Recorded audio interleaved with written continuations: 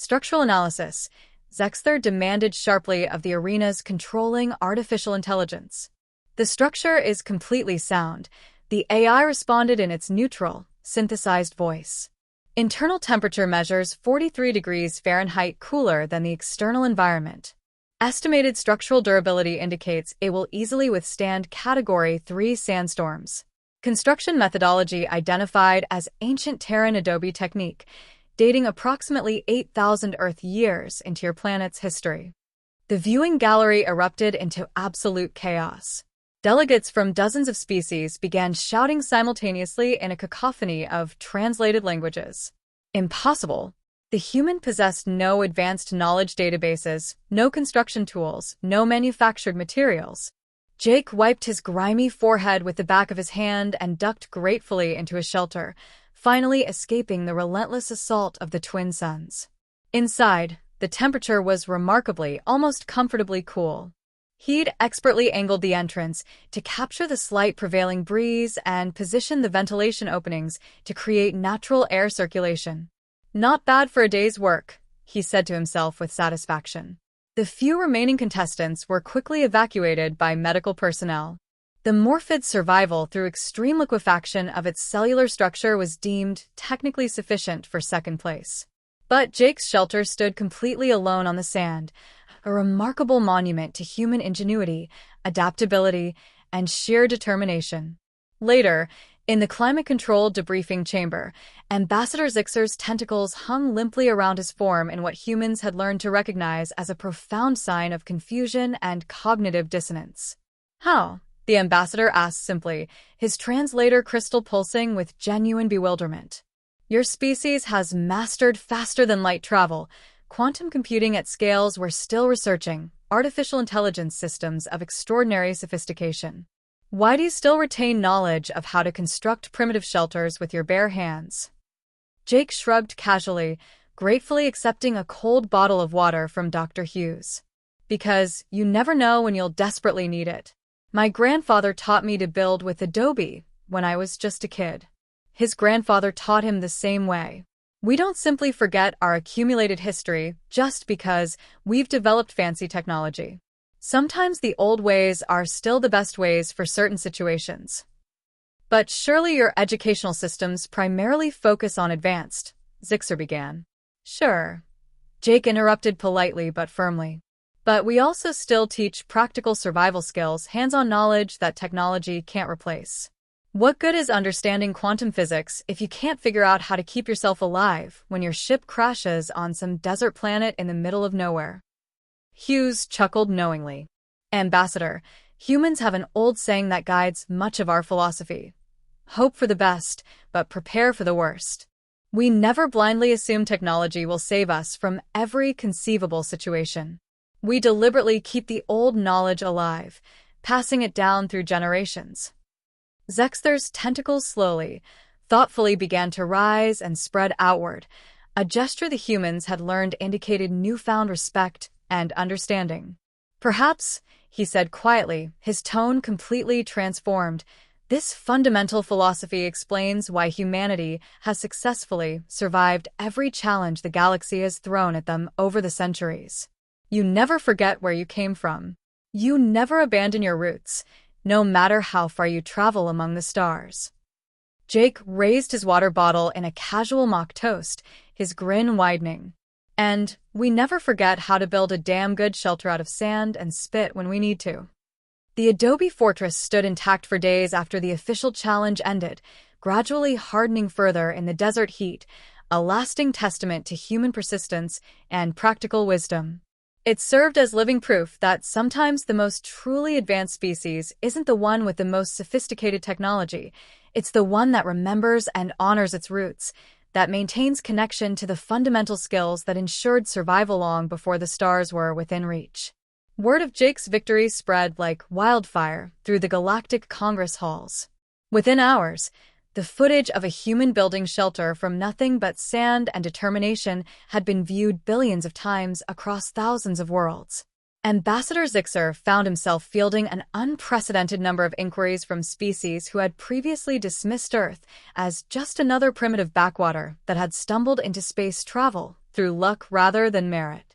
3 days after the challenge, Jake was summoned to the Grand Council Chamber, an honor typically reserved for heads of state and legendary heroes. The massive amphitheater could accommodate representatives from every member species of the Galactic Congress, and today it was filled to capacity. Holographic projections ensured that even those who couldn't attend physically could witness the proceedings. Jake walked into the chamber, wearing his dress uniform, the same one he'd worn when he'd first been selected as humanity's champion for the trials. Dr. Hughes accompanied him, along with Ambassador Chin, Earth's primary diplomatic representative to the Congress. Captain Morrison, the council speaker, began, her crystalline voice resonating through translation devices in 100 different languages. Your performance in the survival challenge has raised numerous questions among the council members. We would hear your testimony about Earth's educational practices and cultural preservation methods. Jake stood at the central podium, suddenly acutely aware of thousands of alien eyes and eye analogs fixed upon him. I'm not sure what you want to know, ma'am. I just built a shelter the way my grandfather taught me. A murmur rippled through the assembly. A delegate from the Corvinian Empire rose, its mechanical body whirring softly. Captain Morrison, our species abandoned physical construction methods approximately 12,000 years ago. Our habitats are grown from programmed smart materials or fabricated by autonomous systems. The concept of manually assembling a structure is archaic. Yet you possess this knowledge. How? Jake thought for a moment, choosing his words carefully. On Earth, we have a principle we call skills diversity. Sure, we have fabricators and smart materials too. But we also teach our children how things were done before we had all that technology. It's partly tradition, partly practical insurance, and partly just respect for those who came before us. But why? Another delegate interjected, a floating being that appeared to be composed entirely of luminous gas. Why burden developing minds with obsolete information when they could be learning advanced quantum mechanics or hyperspace navigation theory? The holographic arena flickered to life, materializing endless dunes of blistering sand beneath twin blazing suns.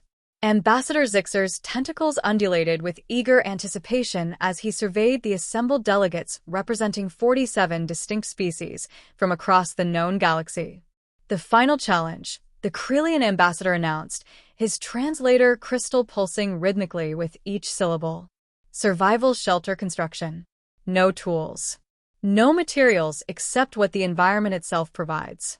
20 standard cycles. Begin when the signal fires. Captain Jake Morrison stood among the contestants as the sole human representative, a lone figure of flesh and bone surrounded by beings of every imaginable form. Species from the furthest reaches of the galaxy shifted with visible anxiety.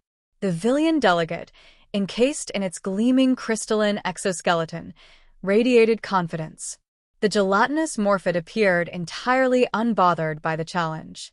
But most of the other contestants displayed unmistakable signs of mounting distress.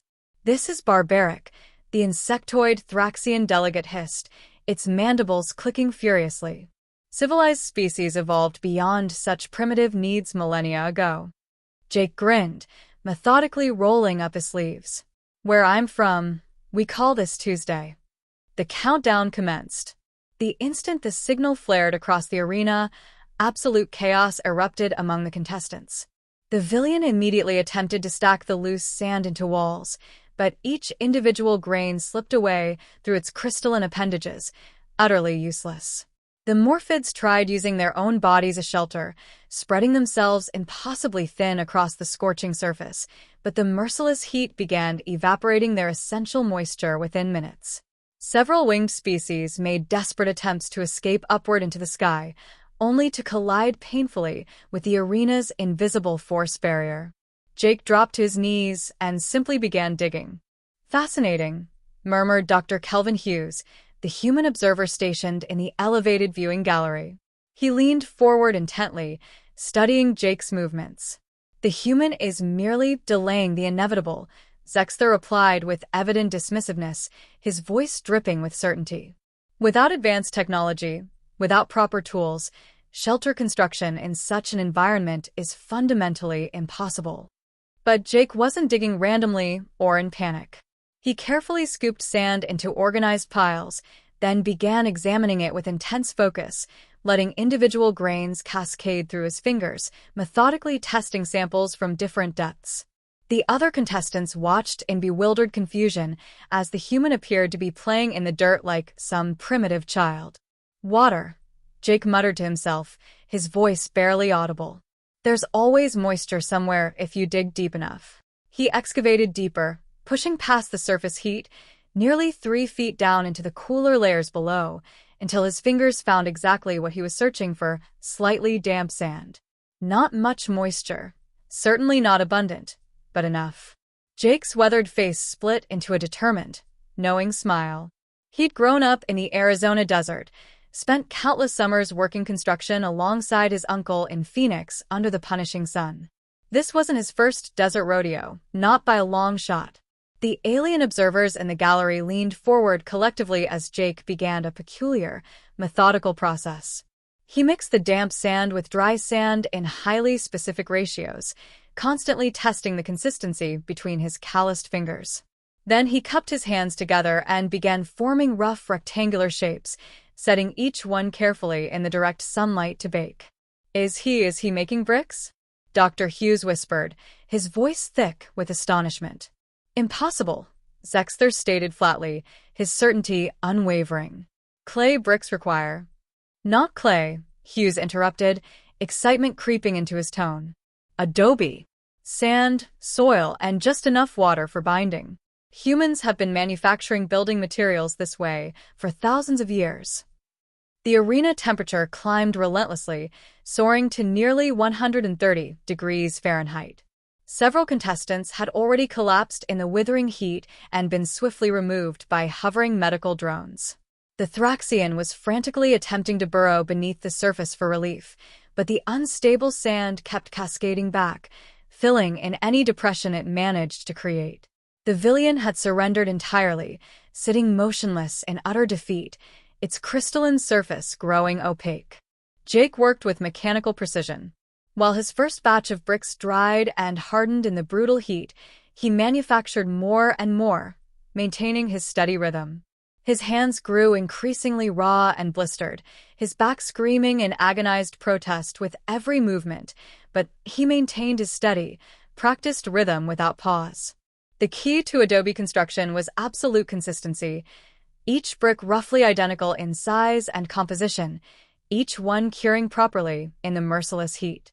By cycle 8, Jake had nearly 100 serviceable bricks prepared and ready for construction. He began building in earnest. The foundation came first, a circular base excavated slightly into the sand for enhanced stability and a solid footing. Then the walls rose, brick by painstaking brick, using additional damp sand as crude but effective mortar. Jake stacked them in a gradually tapering circular pattern, each successive layer slightly smaller in diameter than the one below, creating an elegant domed structure that would support its own weight.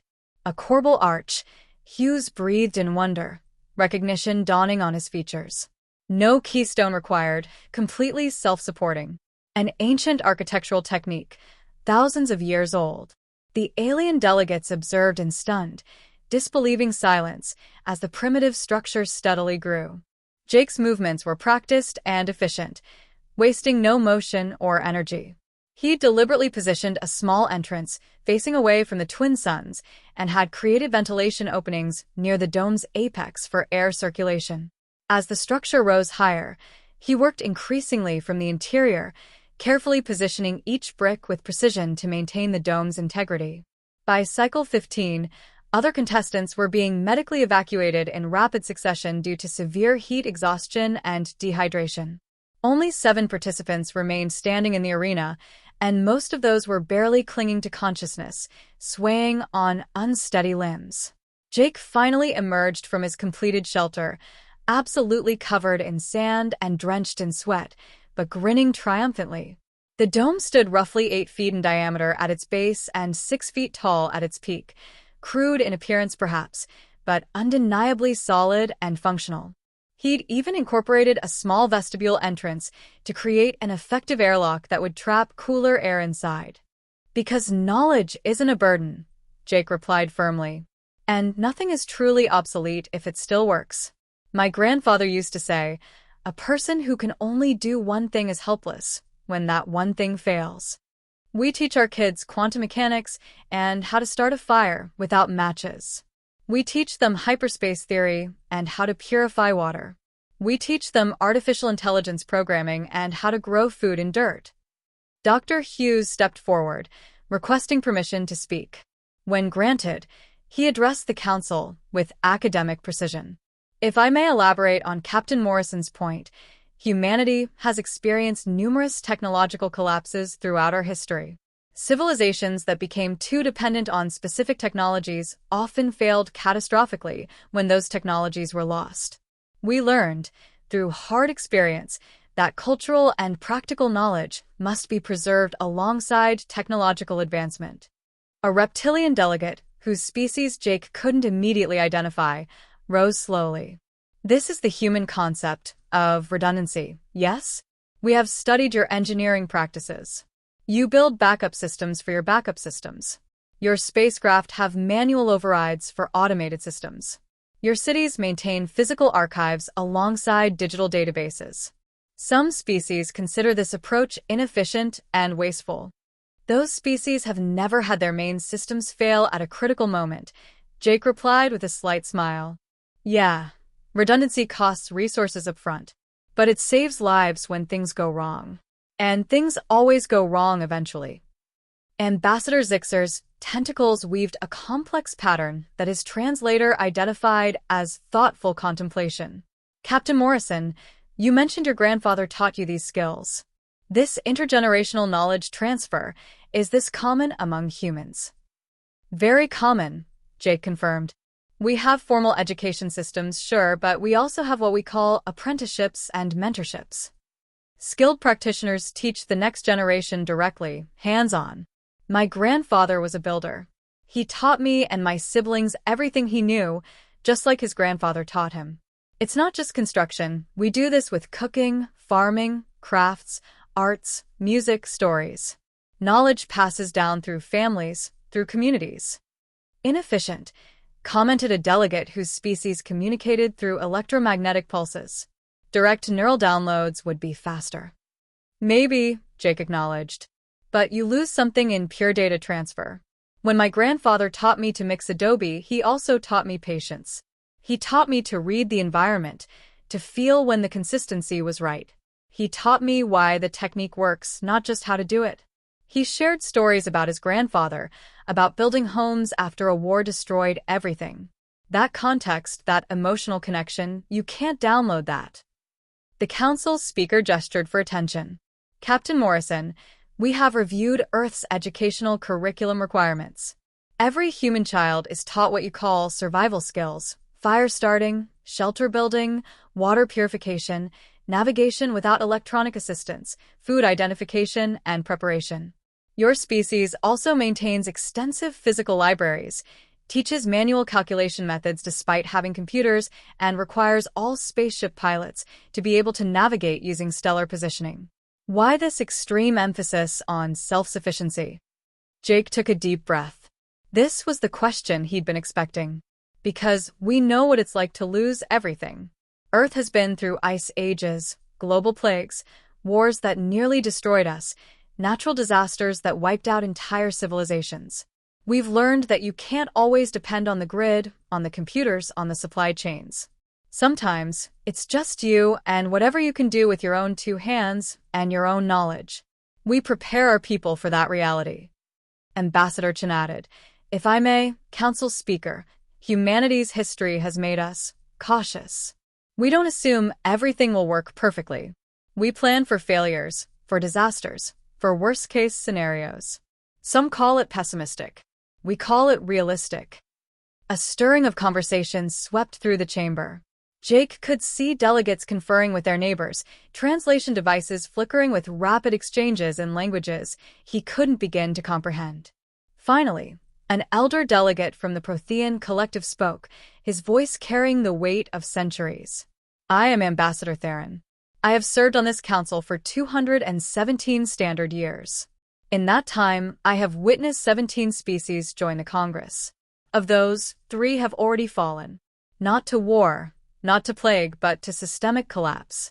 They became so dependent on their technology that when critical systems failed, they had no ability to survive independently. Entire worlds died waiting for automated systems to repair themselves. The chamber fell silent. Theron continued, his gaze fixed on Jake. The human approach is not inefficient. It is wisdom purchased through suffering. Captain Morrison, your grandfather's knowledge saved your life in that arena. How many humans possess similar knowledge? All of us, to varying degrees, Jake answered. It's mandatory education. Every kid learns the basics. Some, like me, learn more from family members or through personal interest. We have whole communities dedicated to preserving and practicing ancient skills, people who live part of their lives the way our ancestors did thousands of years ago, just to keep that knowledge alive and test it. Remarkable, Theron said softly. Your species maintains living history. Over the next hour, Jake answered questions about everything from Earth's agricultural practices to its manual manufacturing techniques, from wilderness survival training to traditional medicine knowledge. The delegates seemed particularly fascinated by the concept of human hobbies, that many humans practiced ancient skills purely for enjoyment, not out of necessity. So, humans engage in what you call camping, one delegate said, clearly puzzled. You voluntarily leave your comfortable habitats to sleep on the ground in primitive shelters, expose yourselves to weather, and prepare food over open flames. This is considered entertainment. Jake couldn't help but grin. Yeah. We do it for fun. We call it reconnecting with nature. It reminds us where we came from. Plus, it keeps those skills sharp. You never know when you'll need them. Like in a holographic arena challenge, Dr. Hughes added with a slight smile. Exactly like that, Jake agreed. As the session drew to a close, the council speaker made an announcement that surprised everyone. The council has deliberated and reached a decision. In light of Captain Morrison's demonstration and the subsequent testimony about human knowledge preservation practices, we are establishing the Cultural Skills Archive Initiative. All member species are invited, but not required, to document and preserve their pre-technological skills and knowledge.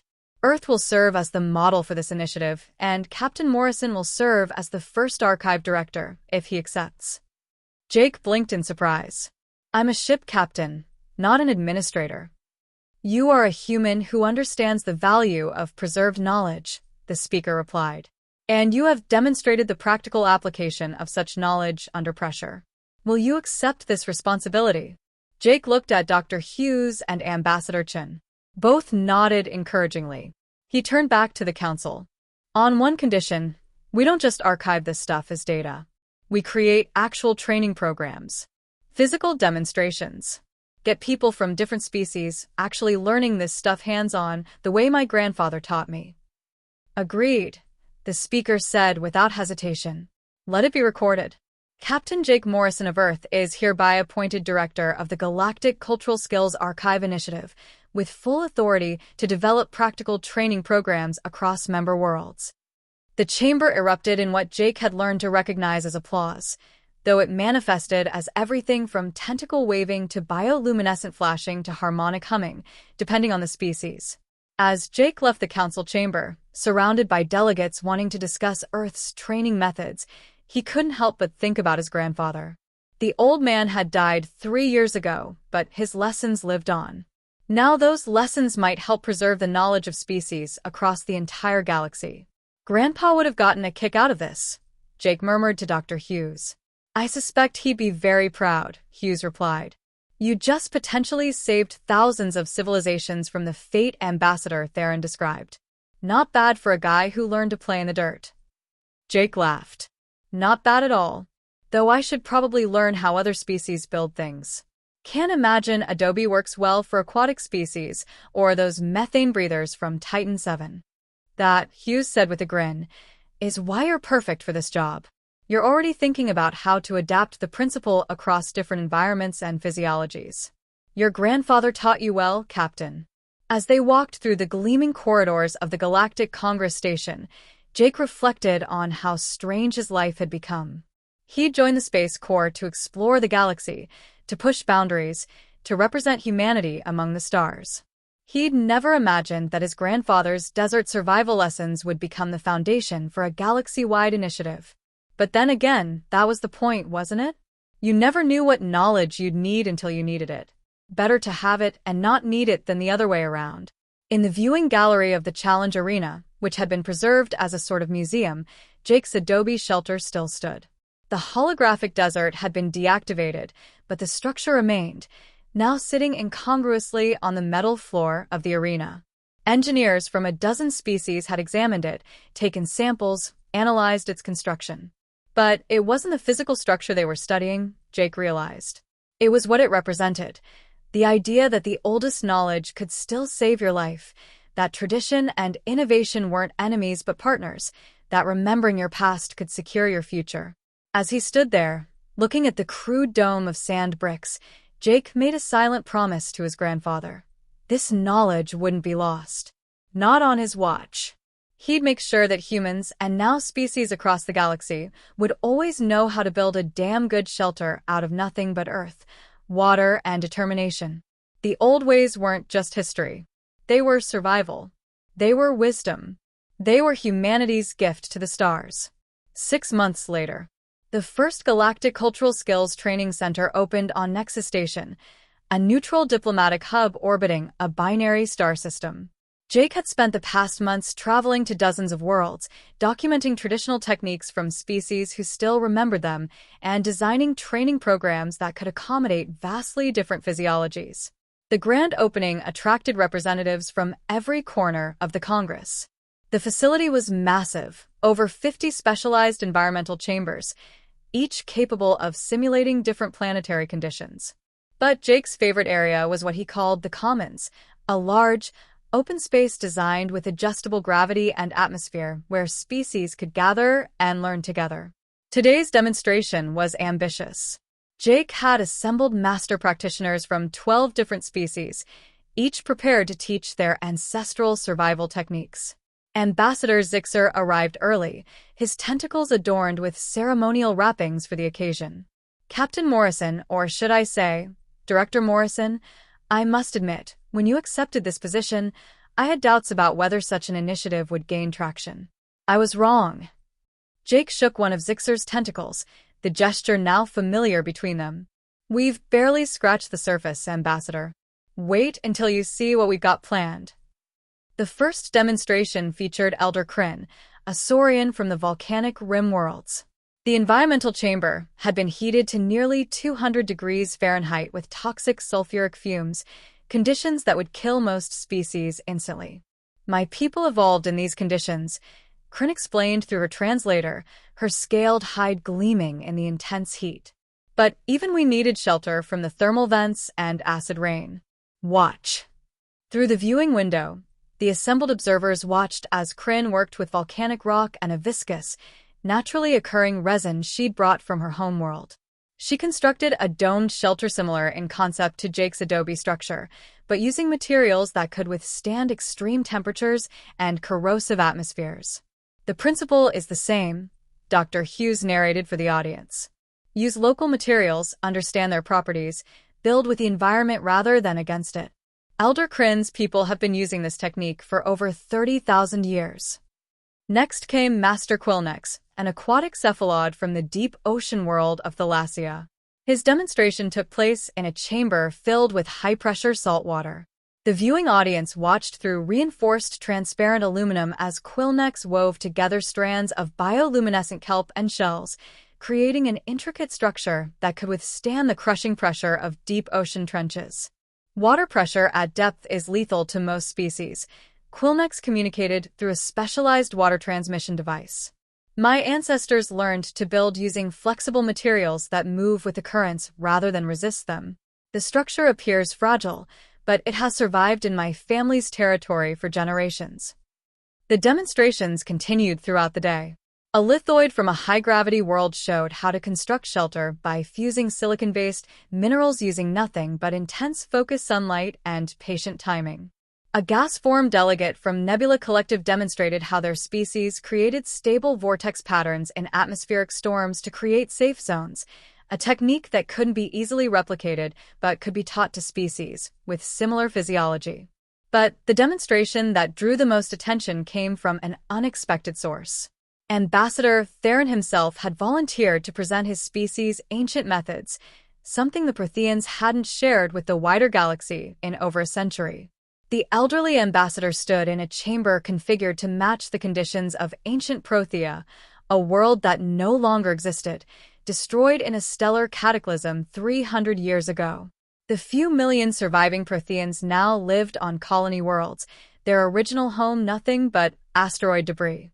"My people were proud," Theron began, his voice heavy with emotion. "We had achieved what we considered perfection. Our cities were automated wonders.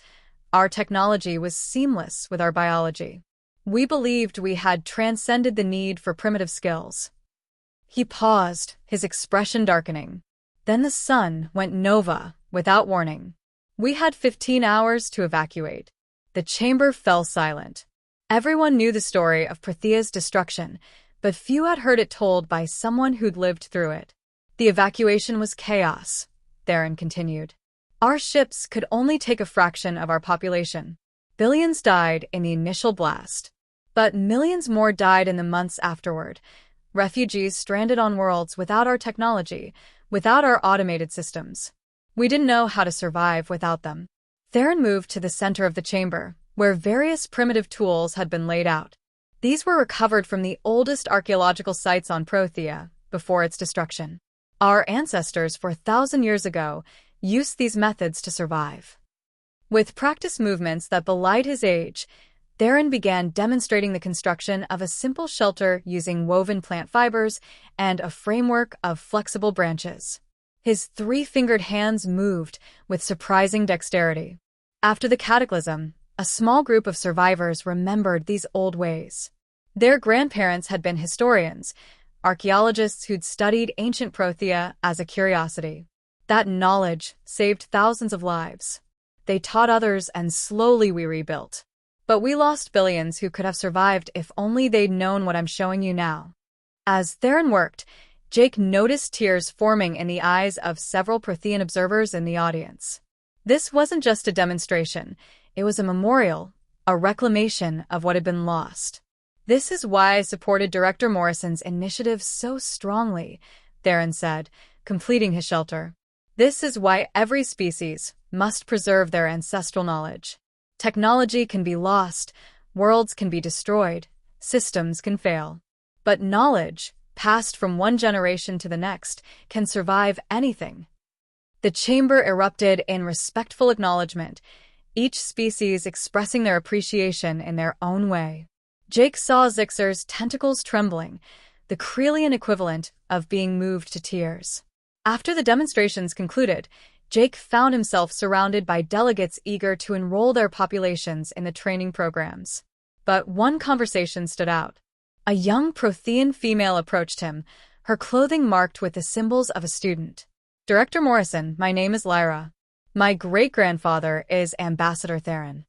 He gave an incredible demonstration today," Jake said warmly. "He never speaks about the cataclysm," Lyra said quietly. "It's too painful for most survivors. But today he told me he needed to do this. He said that if sharing our tragedy could prevent other species from suffering the same fate, then perhaps all those deaths would have some meaning." Jake felt the weight of that statement. "Your great-grandfather is a brave man." "He told me something else," Lyra continued. "He said that meeting you, watching you build that shelter in the arena, reminded him of what the Protheans used to be before they became complacent. He said humanity still has the fire that his people lost." She paused, then added, "I've enrolled in your training program.